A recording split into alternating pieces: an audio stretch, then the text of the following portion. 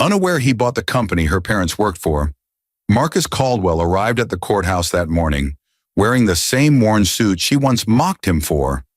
But what his wife, Lenora, and her proud family didn't know was that the poor husband they came to humiliate on divorce day already owned the very company that paid their salaries. The air was thick with arrogance as her mother whispered that Marcus should have been grateful for scraps, and her father bragged that their daughter was finally freeing herself from a man beneath their class. Cameras flashed, champagne glasses clinked, and Lenora smiled like a queen reclaiming her throne. But if she looked closely, she'd have seen the calm in Marcus's eyes wasn't defeat, it was calculation. Why was a man everyone believed broke suddenly so composed? Why did the company her parents had worked for quietly change ownership weeks before this day? And what secret had Marcus been guarding that would make the entire Pierce family wish this divorce had never happened? Marcus Caldwell folded the last shirt into the soft shell of the suitcase with the kind of care you reserve for things that matter. A cuff pressed flat, a faint cuff-link dent smoothed back into shine. The late October light had that brittle, cinematic quality that made everything in their modest townhouse look more deliberate. The chrome of the kettle, the stack of unpaid invoices on the vintage oak table, the way yellowed family photos leaned in at the corners on the mantel. Lenora came up behind him, palms warm on the back of his shoulders. "You're only going for 2 nights, she said, voice low, as if the house itself might overhear and try to keep him there. Her hair was pinned back. She smelled faintly of bergamot and something softer, a scent Marcus had learned to order without thinking. Outside, a bus hissed past and left the city's late rush dust on the stoop. "I told them I'd stay for the board meeting," Marcus said, smiling. He folded the socks into the shoes. "If the partner wants me there, I'll be there. 2 nights. Call me if—" He paused. There was always a modest choreography between them. Conspicuous affection, then practicalities. That the marriage ran on both mattered more than the romance. She pressed her forehead to the back of his neck. "Promise you'll call. Don't let those meetings swallow you." The plea was casual, real. The way she said it made him feel both needed and safe. Marcus turned and took her hands. He saw not only the woman who had shared his first apartment and the first paycheck he'd ever scraped together to save, but also someone who had learned over nearly a decade how to soften him into public grace. Tonight, the kitchen light struck a gold rim on her engagement band. There were no cracks in the way she looked at him now, only the ordinary, precise tenderness of someone who had chosen to stay. "You've been carrying a lot lately," Lenora said, tracing the seam of his palm. "Work, the kids, the remodel. You shouldn't be the only one making choices that wear you out." She smiled with that small dimple he loved. Marcus found himself smiling back because he had always liked that she saw the cost of things and tried to carry some of it. They were, to everyone who mattered to them, a functional couple, a late-night standing dinner plan, a shared calendar for school recitals and board calls, a savings account earmarked for college, the kind of domestic scaffolding people show on social media and in living room small talk. Yet inside the quiet of the house, with a suitcase open between them, there was a deeper gravity, an unspoken pact that the world could take what it wished so long as they did not. "You're really doing this," Lenora said, half to herself. Her voice carried something like gratitude for the ordinary risks he took, enough to move him in ways that had never needed to be dramatic to notice. "Marcus, you make everything look manageable." He laughed softly, a sound that had meaning beyond the joke. "I don't make it look anything. I just get up and move pieces." He leaned in and kissed the corner of her mouth, a private punctuation. It was the kind of kiss that felt like a promise of return, to the children's homework spread across the kitchen island, to the Tuesday rituals, to the small, steady life they had built against the city's louder property lines. At the kitchen table, Mara had left a half-finished drawing, 2 stick figures with a cardboard house between them, a child's attempt at symmetry. Noelle's stuffed rabbit slumped over the back of the couch, wearing a muffin of lint on one ear. Marcus ran a thumb over Mara's name, written in fat purple crayon, and felt the ordinary tenderness that had made him place loyalty above suspicion for years. Lenora watched him with an expression Marcus had learned to interpret, attentive, proud, and practically maternal. "When you get back," she said decisively, "we'll finally meet with that contractor and sign the estimate. We'll set the date for the patio. It's time." He nodded. "We'll get it done." He believed them both. He believed the small plans because he had invested time, emotional and financial, in them. The savings, the weekend mornings teaching Mara how to tie her shoes, the spreadsheets he folded into bedtime stories sometimes. "Bring me a coffee at 9 a.m. tomorrow?" she asked. "Always," he answered. He closed the suitcase, zipped it with a soft, final sound, and set his hand on top as if to hold the moment there. He reached for his phone, paused, then tucked it into the inner pocket of the jacket he'd worn the night they met. An old college blazer he kept because it fit like an oath. Lenora leaned forward and kissed his forehead, then stepped back and rested her palm on the suitcase. For a breath or two, the room was simply a house remembering two lives, the way the curtains caught the sun, the drift of children's laughter from a cartoon on the TV downstairs, the small pile of bills he'd been planning to pay next week. "Come back," she said. It was no longer an arrangement, but a benediction. He looked at her and felt the tenderness, the unquestioning trust. In that moment, Marcus could not have imagined that 12 months from now, the same hands would be waving champagne in a downtown ballroom while his name was used as entertainment. He shrugged on his coat and picked up the suitcase. "I'll be back for Mara's recital," he said. "I'd never miss that." He bent to pick up Noelle's rabbit and dropped it into the bag with an absent little smile. Outside, the city noise filled the street in a familiar way. Horns, a distant siren, neighbors doing what neighbors do. Marcus paused on the front step, hand on the knob, and looked back once more. Lenora stood framed by the kitchen light, a silhouette he kept in the neat file of his happiest things. He locked the door behind him and walked into the evening, unaware the ledger of his life, like a page in a book, was only just beginning the first line of an account that would later be read in courtrooms, in boardrooms, and at tables where champagne glasses were raised in celebration of other people's assumptions. Because what Marcus couldn't see that night, and what he would only learn when the first betrayal surfaced months later, was that his kindness had already been weaponized, that the laughter in that kitchen, the gentle promises, the shared schedules, were all threads of a web quietly spun by the two people he trusted most, and that somewhere across town, in the dim back office of a rival firm, his best friend and his wife were laughing over a glass of wine, unaware that the same man they believed naive would one day own the roof above their heads. Marcus Caldwell's return from the two-day board meeting was quiet, the kind of evening that looked uneventful on the surface, yet shifted something invisible underneath.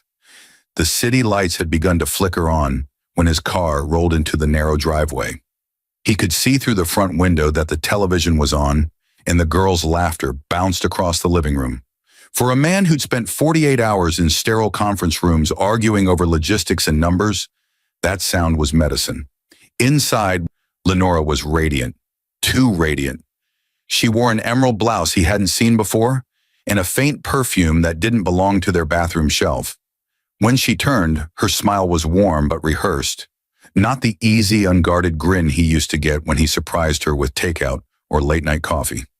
"You're back early," she said, brushing a hand through her hair. "How was the meeting?" "Long. Worth it," Marcus said, hanging his coat. "We secured the Aurora Tech contract. Finally." He wanted to sound light, even proud. For him, that deal meant stability, months of steady income, new staff, a chance to finally pay down the second mortgage. Lenora kissed his cheek. "That's great, baby. Really." Her tone landed somewhere between politeness and impatience. The girls came running, squealing, wrapping their arms around his legs. He lifted Mara easily, inhaling the shampoo scent that always made the world shrink to what mattered most. Later, while the children were upstairs, Marcus noticed a phone half tucked under the throw pillow on the couch. Lenora's phone.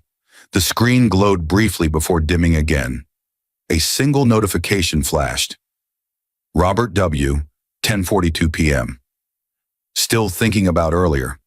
He froze for half a breath, unsure why that name sounded familiar. Robert Whitaker, his old business partner, the man who'd walked away from Caldwell Strategies 2 years ago to start his own consulting firm. They'd built everything together until a disagreement over client ethics tore them apart. Robert had been charming, bold, the kind of man people noticed when he entered a room. Marcus picked up the phone, thumb hovering. Then guilt stopped him. Boundaries mattered. Trust mattered. He placed it back, pretending he hadn't seen it. Lenora came in with 2 mugs of coffee. "You look tired," she said, handing him one. Her hand brushed his briefly. Steady, careful. "You're working too hard, Marcus. You need to learn to rest." He smiled weakly. "I will. After next quarter." That night, while Lenora showered, Marcus lay awake staring at the ceiling fan. The hum blended with fragments of memory. Robert's laughter echoing in an old boardroom. The way Lenora once teased him for being too serious when Robert came over for dinner. The faint awkwardness that had hung between them the last time all 3 were in the same room. He told himself he was imagining things. Lenora loved him. Robert lived across town. People texted about business all the time. Still, the name replayed in his mind like a minor chord left unresolved. 2 weeks later, a small shift turned into a pattern. Lenora started working late for a branding project. She grew meticulous about her phone, face down during dinner, silent at night. She'd slip out for errands that stretched into hours, returning with grocery bags too light for the time she'd spent. When Marcus asked, she would smile in that practiced, patient way and say, "You worry too much." The first crack appeared one Thursday evening. Marcus had stayed late at the firm finishing a proposal when he noticed Lenora's car parked outside a downtown restaurant, the kind with valet parking and candlelight visible through the windows. He almost drove past, but something in him insisted on slowing down. Through the glass, he saw her, laughing, leaning forward, with Robert Whitaker. The sight hit him like gravity. Robert's hand rested casually near hers on the table. Their eyes met in a way that was too familiar, too unguarded. Marcus drove home without confronting them. He didn't sleep that night. Instead, he sat at his desk, staring at the framed photo from their 10th anniversary trip to Aspen. Her red coat, his black gloves, snow caught mid-fall. He remembered the promise he'd made then. "I'll always protect this family." Now the word protect felt heavier, like it required strategy rather than affection. The next morning, he told himself it was a misunderstanding. Maybe Robert was helping her with a project. Maybe he'd misread everything. But doubt, once invited in, never leaves quietly. A month later, on his birthday, Lenora forgot. She called at noon, apologetic, claiming a client emergency. Marcus spent the evening alone with the girls, cutting a small store-bought cake and pretending the moment didn't sting. When Lenora finally came home past midnight, her hair slightly tousled, she whispered, "I'm sorry," and crawled into bed. The faint trace of cologne, not his, lingered on her blouse. By December, he'd hired Miguel Santos, a discreet private investigator introduced through an old friend at the firm. Marcus didn't tell anyone, not even his sister Rachel. He needed clarity before emotion turned him into something he wasn't. Miguel's updates came quietly. Photographs, receipts, a video clip of a black sedan leaving Robert's townhouse with Lenora in the passenger seat. No words were needed. For the first time, Marcus felt something colder than anger. Awareness. A quiet calculation began to form, the same kind that had made him successful in business. If betrayal was a transaction, then justice could be structured the same way. Methodical, strategic, final. That winter night, after putting the children to bed, Marcus stood at the window watching the snow blur the city. Lenora was out again, claiming to be meeting a client. He held the PI's latest report in his hand. Dates, times, proof. In the reflection on the glass, his face looked different. Older, yes, but also sharpened by understanding. Somewhere in the quiet, a plan began to take shape, one that would look like kindness until it wasn't. By February, the truth had grown teeth. The affair was no longer rumor or suspicion. It was evidence bound neatly in Miguel's black folder. Marcus stared at the photos beneath the soft lamp glow. Lenora and Robert leaving a downtown hotel hand in hand. Her laughing as he opened her car door. A blurred kiss against the shadow of the parking lot wall. Each picture was a slow, methodical erosion of memory. Proof that the woman who once knelt beside him in prayer before every business pitch was now kneeling elsewhere, for reasons that had nothing to do with faith. Miguel's voice was low, precise. They've been meeting for 6 months. Patterns regular. Tuesdays and Thursdays after she drops the girls at school. She tells you she's volunteering. Marcus exhaled slowly. You sure? Dates match. Locations too. I have card transactions. Robert paid for every hotel, all under his company's expense account. Marcus closed the folder carefully, his expression unreadable. In truth, he had stopped feeling days ago. There was no shouting, no melodrama, only stillness. Betrayal, when deep enough, doesn't explode. It freezes. That night, he tucked his daughters in, listening as Mara recited a school poem about honesty. The irony landed like a knife wrapped in silk. When he kissed her forehead, her small hand gripped his wrist. Daddy, she whispered, Mommy says you're working too much. He smiled faintly. Maybe I am. He turned off the light. Later in the quiet, Marcus sat alone with a legal pad. He wrote at the top, Plan for reclamation, not revenge. But the truth was, both words meant the same thing to him now. The first step was control, information, not anger. He called Eleanor Price the next morning. She had been his mentor once, now one of the top litigation attorneys in Chicago. I need quiet consultation, he said. Family law, corporate intersection, confidentiality ironclad. Eleanor didn't ask questions. Come by my office after hours. Bring nothing written. We'll talk off record. When he arrived, she poured coffee, not sympathy. You're sure? She asked. Marcus nodded. Affair with my former partner. He slid a single photograph across the table. But it's more than that. I think they're moving assets. Robert's firm has been bleeding clients since we split. Lenora's had access to our old files. I want to see if she's feeding him intel. Eleanor leaned back. So this isn't just personal. No, he said softly. It's financial espionage dressed as infidelity. Over the next weeks, the pattern unraveled. Bank accounts Marcus never opened appeared under Lenora's name. 2 offshore transactions linked to a joint charity she and Robert had launched for youth empowerment. Miguel tracked it, all legal on the surface, but structured to siphon funds.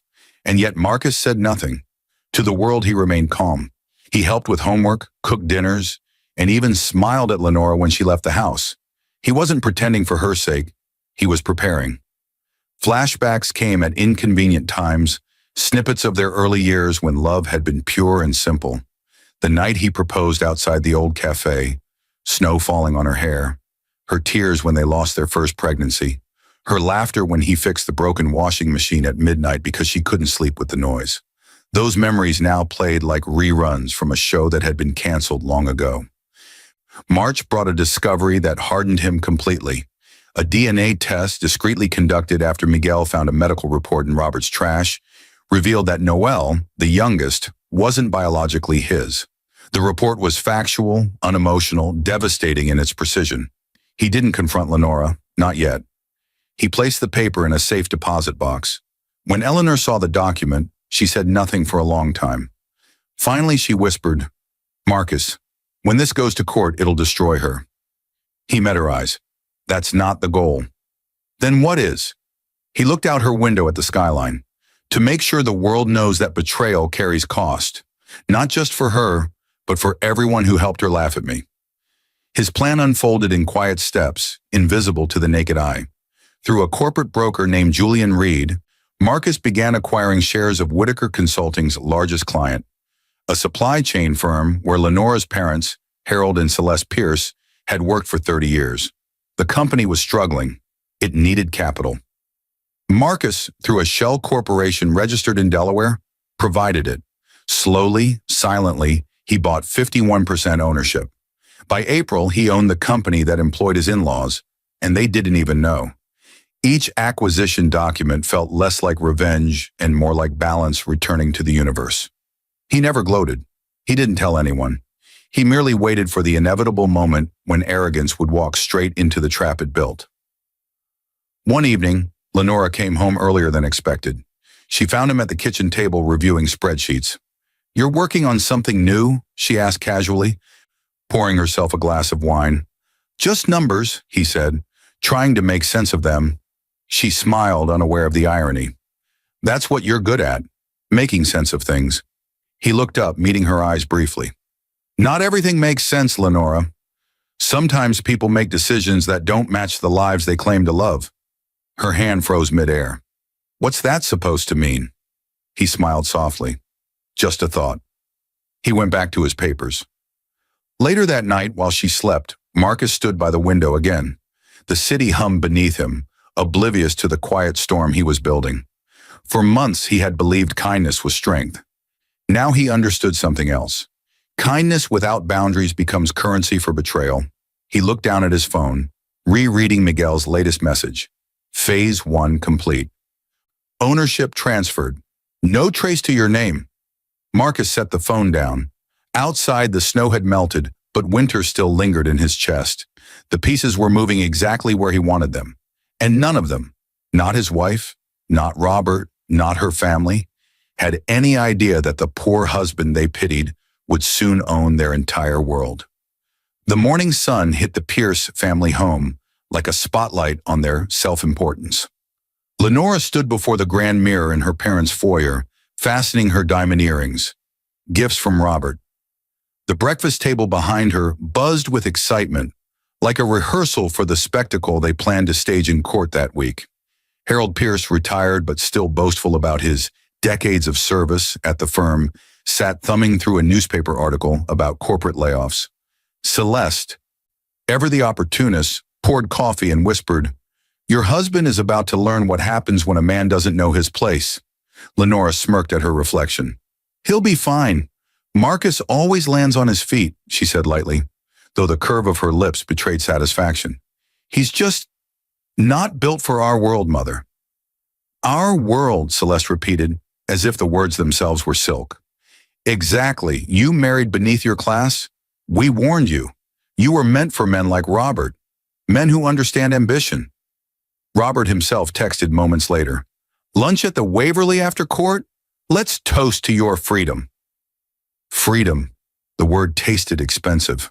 Lenora felt it vibrate through her like champagne bubbles. Intoxicating, fleeting, dangerous. But across town in a quiet office overlooking the river, Marcus Caldwell was signing papers that would permanently alter the Pierce family's world. "Congratulations," Julian Reed said, sliding the folder across the mahogany desk. "Final approval came through this morning. You're now majority shareholder of Pierce Industrial Holdings." Marcus didn't smile. He simply nodded. "Keep my name off every public record until the audit is complete." Understood. The takeover had been clean, legal, invisible. He'd used an investment trust disguised as a philanthropic acquisition fund. The Pierces believed their struggling company had been rescued by anonymous investors. They never imagined the investor was the same man they mocked for not affording a bigger house. By noon, Marcus met with Dr. Lydia Monroe, the forensic accountant Eleanor had brought on. She placed a stack of reports on the conference table. "We traced transactions between Whitaker Consulting and your wife's accounts," Lydia said. "Her signature appears on several fund transfers originating from your company's client base, the same ones she had no authorization to access. Legally, this qualifies as corporate misconduct." Marcus flipped through the evidence slowly. "You're certain?" "Completely. And here's the kicker. Those same accounts tie back to Pierce Industrial. Funds have been moving in and out for months." He set the folder down, calm as a surgeon. "Good. Prepare the audit. Quietly." Lydia raised an eyebrow. "You're not filing charges?" "Not yet," he said. "Let them walk into their own storm first." That evening, the Pierces hosted a family dinner. Lenora had invited her parents, her cousins, and a few friends. People who'd once toasted Marcus's promotions, but now whispered about his collapse. Marcus, still living under the same roof for the children's sake, sat at the end of the table. His presence was tolerated, not welcomed. Harold Pierce carved the roast with self-importance. "I heard your business took another hit," he said casually. "Tough market for men without connections." Marcus met his gaze without blinking. "Connections aren't everything. Integrity still matters." Celeste laughed softly. "Integrity doesn't pay bills, dear, My husband worked 30 years for the same company. Loyalty and stability. Marcus's lips curved faintly. I know. I'm actually quite familiar with Pierce Industrial's operations these days. Lenora frowned. Since when? Oh, just recently, he said. Let's just say I've been studying some numbers. No one at the table understood the double meaning, but the remark hung there, uneasy and deliberate. After dinner, Marcus helped clear the table, while Lenora scrolled through her phone, hiding her smile at another message from Robert. Her arrogance was so effortless, it almost fascinated him. She thought she was winning. She thought this was freedom. The next morning, Pierce Industrial employees arrived at work to find a memo on their emails. Immediate reorganization under new ownership. Mandatory audit begins Monday. Harold stormed into the HR office that afternoon, demanding to know what was happening. The HR manager, pale and nervous, handed him a letter signed by the new majority owner's representative. Effective immediately, all senior management contracts will be reviewed for compliance and performance, positions subject to reassignment or termination based on findings. At home that night, Harold was livid. These new owners are out of their minds, he ranted. No respect for seniority, no decency. I've given my life to that company. Lenora barely looked up from her phone. Relax, Dad. They're probably just cleaning house. Marcus poured himself a glass of water and said quietly, Maybe that's exactly what they're doing. Harold shot him a glare. What's that supposed to mean? Nothing, Marcus said, setting the glass down. Just an observation. The audit launched 2 days later. Lydia Monroe's team combed through years of records.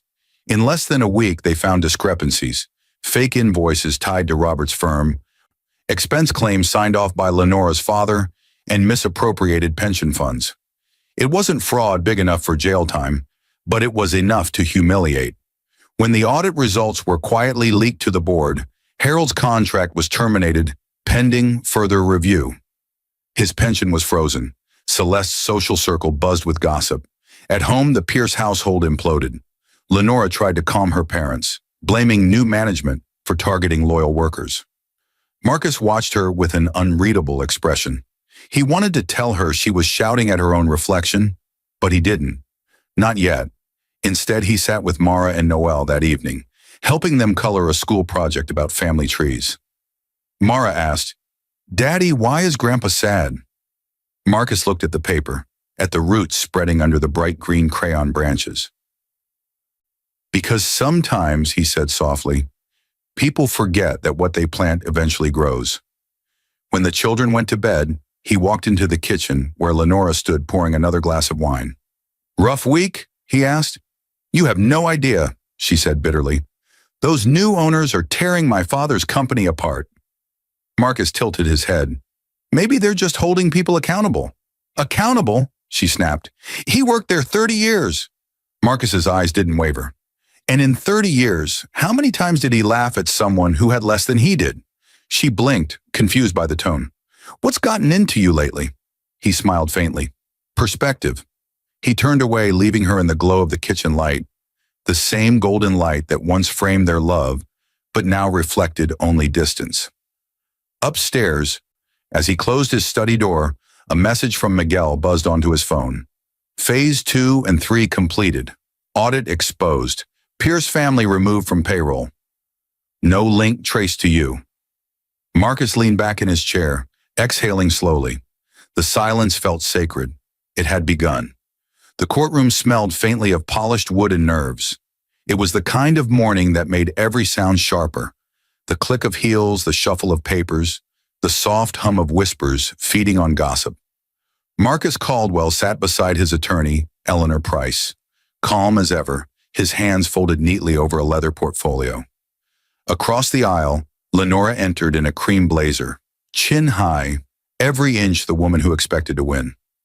Her family followed like an entourage, smug and certain. It was supposed to be routine, a standard divorce hearing. Lenora's petition cited irreconcilable differences and requested full custody of the children, spousal support, and division of assets. Her lawyer, a polished talker named Keith Van, had spent the week parading her story across pretrial interviews, how a loyal wife had been emotionally neglected by a career-obsessed husband. The local business press was already nibbling on the narrative. But Marcus had been quiet for too long, and today was the day silence would change sides. When the judge entered, everyone rose. The hearing began with polite language and predictable statements, until Eleanor stood. Your Honor, before we proceed with custody and property division, my client requests permission to enter new evidence relevant to the integrity of this case. Lenora's lawyer frowned. Objection, Your Honor. This is a diversion tactic. Overruled, Judge Briggs said evenly. Proceed, Ms. Price. Eleanor walked to the bench with a folder. What's enclosed, she said, are bank records, wire transfers, and certified DNA results. She paused for effect. The DNA tests established that Mr. Caldwell is not the biological father of the younger child, Noel Caldwell. The courtroom exhaled, a single sound of disbelief, followed by gasps. Lenora's face drained of color. Her mother's hand shot to her mouth. Marcus didn't move. He watched her quietly, the way a surgeon observes an incision. Not with malice, but precision. Lenora stammered, That's ridiculous. Eleanor cut her off, her voice like steel.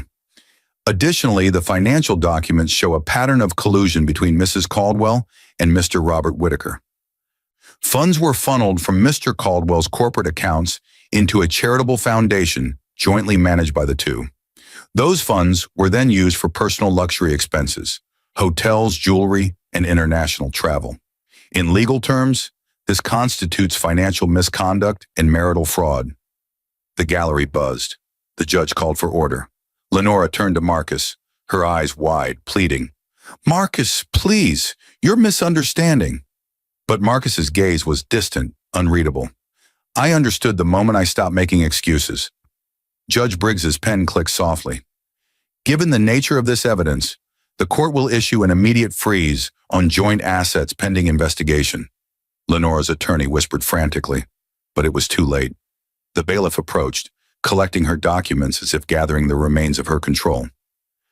Outside the courthouse, reporters had gathered, alerted by leaked filings. The story spread within hours. Businessman betrayed, affair and financial misconduct exposed in Caldwell divorce.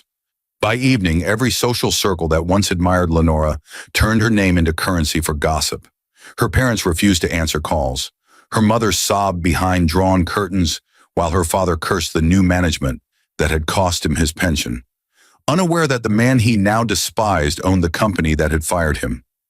Meanwhile, Robert Whitaker's office erupted in chaos. His partners demanded explanations. Clients began withdrawing contracts after Lydia Monroe's audit revealed discrepancies tied to fraudulent billing. Within a week, Whitaker Consulting was under investigation for misuse of client funds. Robert tried calling Lenora, but her number was disconnected. He sent frantic messages. We'll fix this. I'll explain everything to the board. You need to stay quiet. She didn't reply. Marcus, however, was not done. The asset freeze was only phase 4. The next step, public humiliation, required no shouting, no confrontation, only timing. At the height of the media frenzy, a shareholder meeting was scheduled for Pierce Industrial Holdings. The company's board was desperate for direction after the audit. The new majority owner, still listed under an alias, requested to attend in person for the first time. That morning, Harold and Celeste arrived, trying to preserve the last of their dignity. The boardroom was filled with murmurs about layoffs, debt, and the mysterious investor who had saved the company from collapse. When the doors opened, Marcus stepped in. Silence fell. He walked to the head of the table, crisp navy suit, calm expression, papers in hand. Harold's face went white. Celeste's fingers trembled against her pearls. Lenora, standing near the door, froze completely. Marcus placed the briefcase on the table. Good morning, everyone, he said evenly. My name is Marcus Caldwell, the majority shareholder of Pierce Industrial Holdings. I thought it was time we finally met. No one spoke. Harold's lips parted, but no words came. I've reviewed the audit, Marcus continued. The findings were disappointing. Embezzlement, falsified expense accounts, and pension irregularities. The company will be restructured effective immediately. Those responsible have been relieved of duty. Harold rose, shaking. You can't do this. I already did, Marcus said quietly. 30 years of loyalty should have meant 30 years of integrity, Celeste whispered. You set us up. Marcus looked at her calmly. No, Celeste, you did that yourselves. I just held up the mirror. Lenora's eyes glistened. She whispered his name like a prayer. Marcus, please. He turned toward her, his tone level. You once said I wasn't built for your world. You were right. I was built to outlast it. The room was silent except for the quiet hum of the ceiling vent. No theatrics, no revenge monologue. Just reality. Cold, deliberate, and complete. By the time Marcus left the building, word had already spread. Harold's career was over. Celeste's reputation shattered. Lenora's lover bankrupt. Every person who had mocked him now lived inside the consequences of their arrogance. That night, Marcus sat alone in his car outside the courthouse, watching reporters swarm the steps. His reflection in the window looked older, steadier. A man who had walked through fire and come out silent. When Eleanor called to congratulate him, he said softly, "It's not victory, it's correction." But even he knew the storm wasn't done. The custody hearing was still pending, and Lenora, cornered and desperate, would soon try to weaponize the one thing she still had left: the children. The custody hearing began under heavy clouds that seemed to hang low over the Chicago courthouse, as if the weather itself had chosen a side. Inside courtroom 6B, the tension felt electric. A mix of anger, pity, and quiet fascination from the small crowd that had gathered to witness what tabloids were calling the Caldwell betrayal saga. Lenora sat at the plaintiff's table in a cream-colored dress, her lawyer whispering hurriedly. She'd lost weight, her once effortless grace now shadowed by exhaustion. Across the aisle, Marcus looked calm, almost detached, the kind of composure that unnerved his enemies because it hinted at preparation. His attorney, Eleanor Price, organized her notes with the confidence of someone who had already rehearsed the ending. Case number 274519, Judge Briggs announced, glancing over her glasses. Custody and final asset division. Caldwell versus Caldwell. Lenora's attorney stood first. Your Honor, my client has endured emotional neglect and humiliation. She seeks full custody of the children and restoration of her marital share. Mr. Caldwell's public actions have damaged her reputation beyond repair. Eleanor rose immediately. Your Honor, my client's reputation wasn't damaged by his actions, but by her own. We will present irrefutable evidence of her affair, financial misconduct, and perjury and sworn statements filed earlier in these proceedings. Lenora's eyes flickered toward Marcus. There was still something in them. Not love, but disbelief that the man she underestimated had turned into a force of strategy. The first hour unfolded like chess. Eleanor called Miguel Santos to the stand. The private investigator presented surveillance records, photographs, receipts, and time-stamped videos. He spoke carefully, his voice steady. Yes, Your Honor, he said. Mrs. Caldwell met Mr.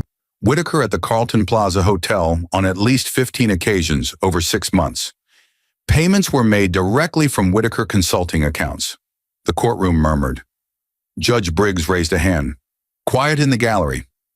Then Eleanor presented the DNA report, the one that confirmed Noelle's paternity. The judge's expression softened as she looked toward Marcus, then toward the small photo of the 2 children clipped to the file. This evidence was verified by 2 independent labs? Judge Briggs asked. Yes, Your Honor, Eleanor replied. Lenora gripped the edge of the table. This is cruel, she said suddenly.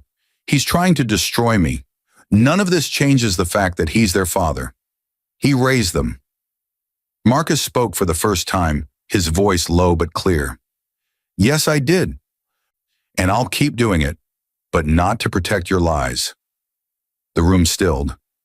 When it was Lenora's turn to testify, her lawyer guided her through a rehearsed performance. She wept softly, described loneliness, claimed Marcus was cold and emotionally unavailable.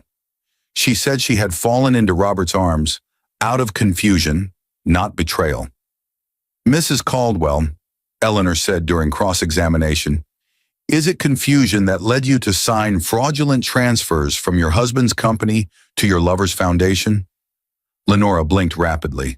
I didn't know what those were. Eleanor slid forward a printed email. Then why does this message, sent from your account to Mr. Whitaker, say, and I quote, the transfer cleared. Marcus will never notice a thing. A gasp rippled through the courtroom. Lenora froze. That's taken out of context. Of course, Eleanor said, unblinking. And what about the signed lease agreement for the condo on West Belmont? The one in your name, paid through the same foundation? Lenora stammered. That was... Mrs. Caldwell, Eleanor interrupted.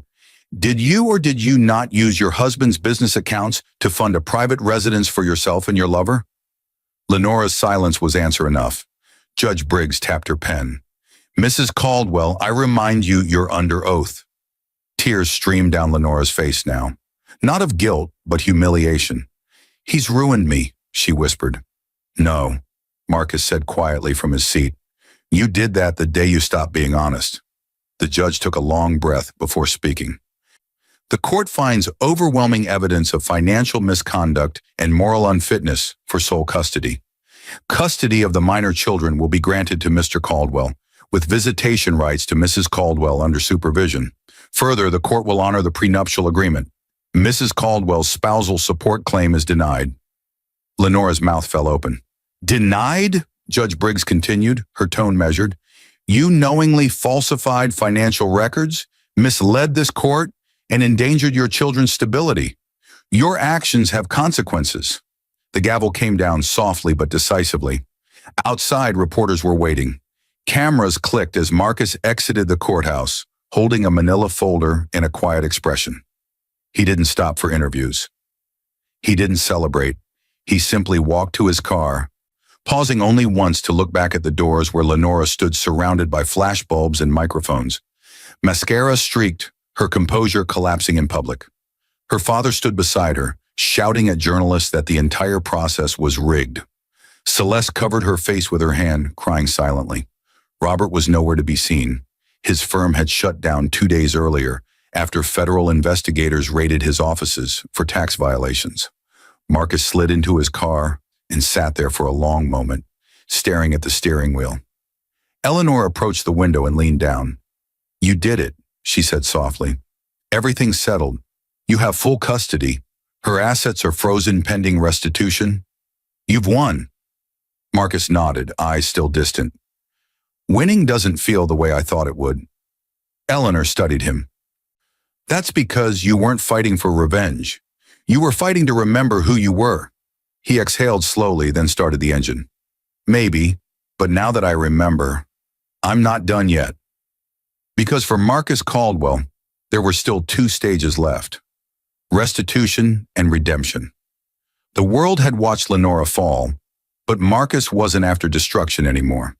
He was after understanding and a quiet justice that would leave no scars on his daughters, only lessons. As the courthouse doors closed behind him, the first drops of rain began to fall. Steady, cleansing, final. Spring came early that year, though for Marcus Caldwell, it didn't feel like renewal. It felt like revelation. The storm had passed, but debris still littered the field.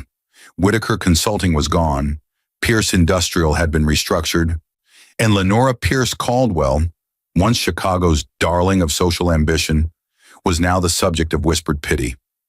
Marcus had expected to feel satisfaction. Instead, he felt distance. Success, he realized, was quieter than revenge. It didn't roar, it hummed. His mornings began differently now. Breakfast with Mara and Noel, who laughed again, slowly learning that stability could exist without shouting. He walked them to school every day, their small hands swinging from his. On the drive back, the city skyline no longer looked like a battleground. It looked like something rebuilt from rubble, but beneath that calm was one unfinished thread. Robert Whitaker. Eleanor had told him federal charges were pending. Tax evasion, fraud, money laundering. The man who once called Marcus too cautious now faced a trial that could end his career and his freedom. Yet Marcus had never confronted him face to face. That moment still waited. One gray afternoon, Eleanor called. You should come by the district attorney's office tomorrow. Whitaker's team is negotiating a plea.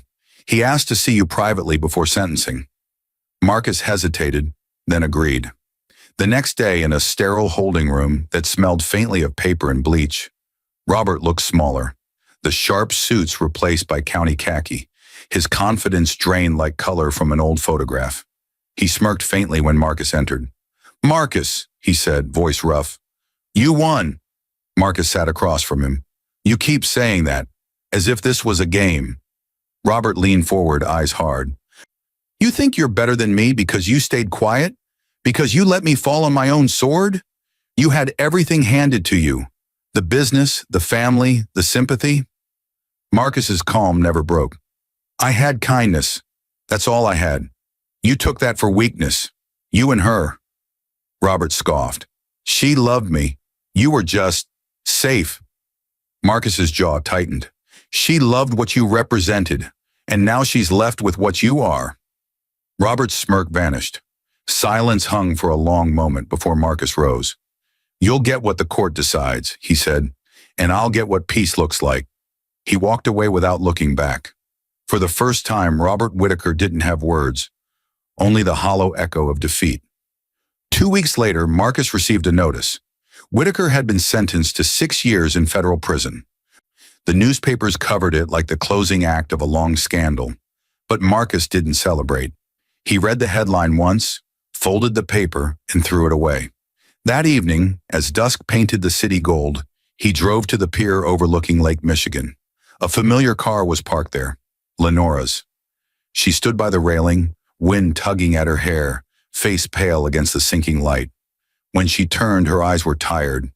No defiance left, no makeup to mask the ruin. "You came," she said softly. "I wasn't sure I should." "You probably shouldn't." She tried to smile, but it broke halfway. "I read about Robert. I guess it's all over." "It's over," he said quietly. For a while, neither spoke. The waves hit the pier rhythmically, a sound that seemed to cleanse the air between them. Finally, she whispered, "I wanted to hate you for what you did in court, for taking everything, but I can't. You didn't lie, you didn't cheat, you just held up the truth." Marcus looked at her, not as a husband, not as an enemy, but as a chapter finished. "You destroyed what we had because you thought love was a ladder. You climbed it until you realized it wasn't leaning against the world you wanted." Tears welled in her eyes. "I don't expect forgiveness." "Good," he said, not cruelly. "Forgiveness is a luxury I reserve for people who made mistakes, not choices." She nodded, silent. The wind picked up, whipping strands of hair across her face. "How are the girl?" she asked. "They're happy," he said, "and they'll stay that way. I'll never speak a word of this around them. You'll always be their mother." That mercy hit harder than revenge ever could. Lenora pressed her lips together, trembling. "You're a better person than I ever deserved."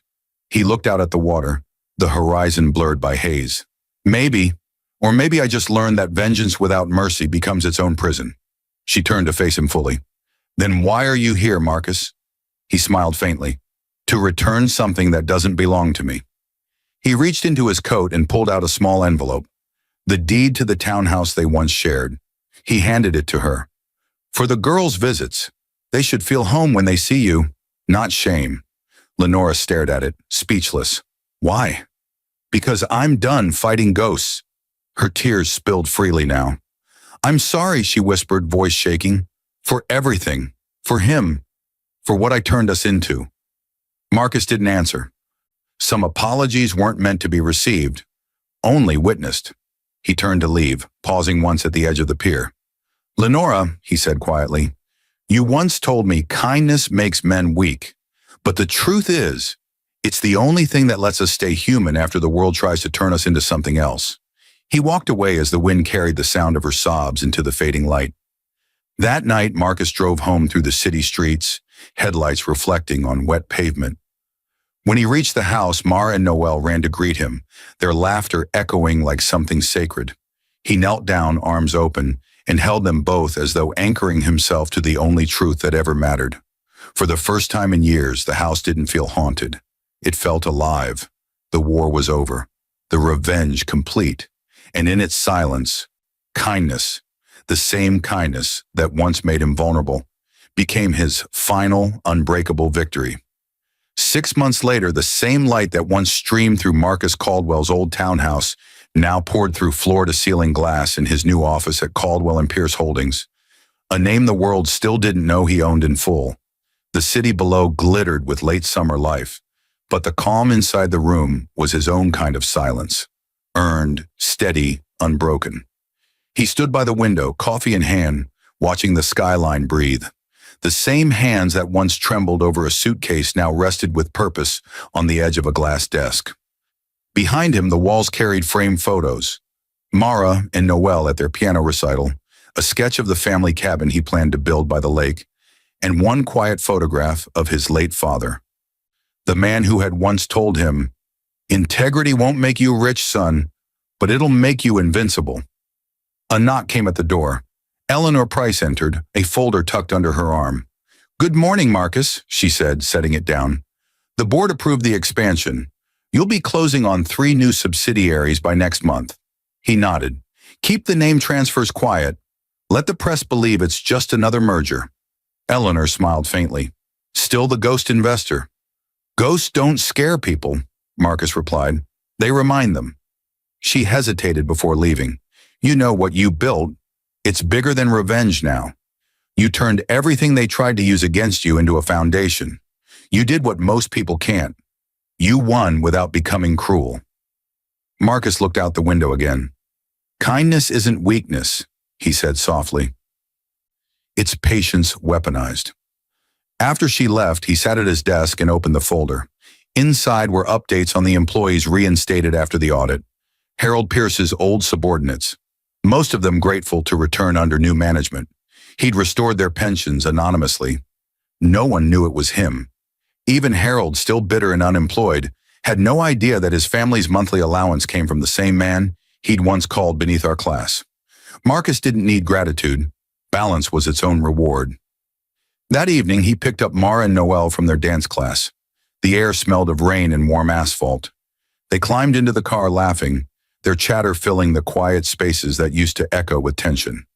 "Daddy, our teacher said next month we'll perform on stage," Mara exclaimed. Marcus smiled. "Then we'll sit in the front row." As they drove through the city, they passed the old townhouse. Its windows glowed softly. Lenora lived there now, quietly, discreetly. She had found a job teaching art at a community center. Every other weekend, the girls visited her. Marcus had made sure her bills were paid, though she didn't know how.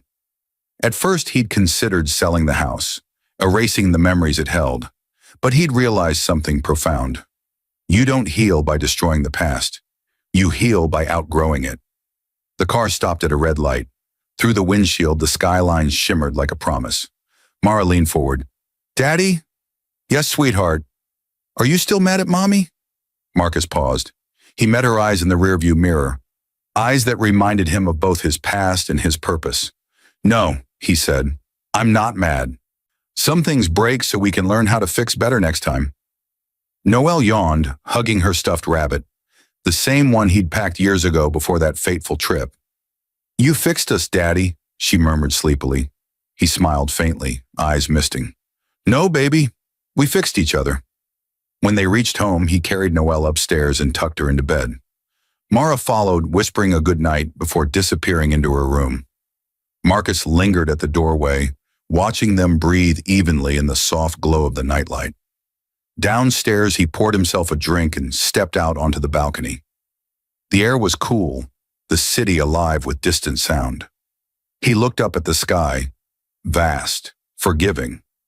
The kind of sky that made you believe in new beginnings. His phone buzzed, a message from Eleanor. "Forbes confirmed your feature. The quiet billionaire who built an empire on ethics. They want an interview." Marcus smiled to himself and typed back, "Tell them no, let the work speak." He set the phone down and leaned against the railing, eyes tracing the faint shimmer of lake water in the distance. Somewhere, in a small apartment across town, Lenora was probably sketching again, trying to find herself in art the way he'd found himself in silence. He didn't hate her anymore. He'd moved beyond hate. Revenge, he'd learned, was not about destruction. It was about closure, a way of closing the book gently instead of tearing the pages out. The wind picked up, cool against his face. For a moment he closed his eyes and listened to the city's rhythm. Sirens, laughter, the hum of night. The same world that once judged him now moved beneath him, unaware that its order had been rewritten by quiet persistence. He thought of everything that had happened. The betrayal, the courtroom, the humiliation, the ownership, the silence that followed. Every act had been a brick in the foundation of his rebirth. He had been broken, yes, but the cracks had become the lines that let the light back in. Marcus turned back toward the living room, where the lamp cast a warm halo over the framed picture of his daughters. He straightened it gently, a small gesture that meant more than any victory speech ever could. In the reflection of the glass, he caught his own face. Older, wiser, peaceful. The man who once left home with a suitcase full of trust now stood surrounded by everything betrayal tried to take. His dignity, his family, and his name. He exhaled deeply and whispered to himself, "It's done." And for the first time in years, he meant it. The house was silent, the city alive, and the man once mocked as the poor husband had quietly become the richest man of all. Not because of money, but because peace had finally chosen him.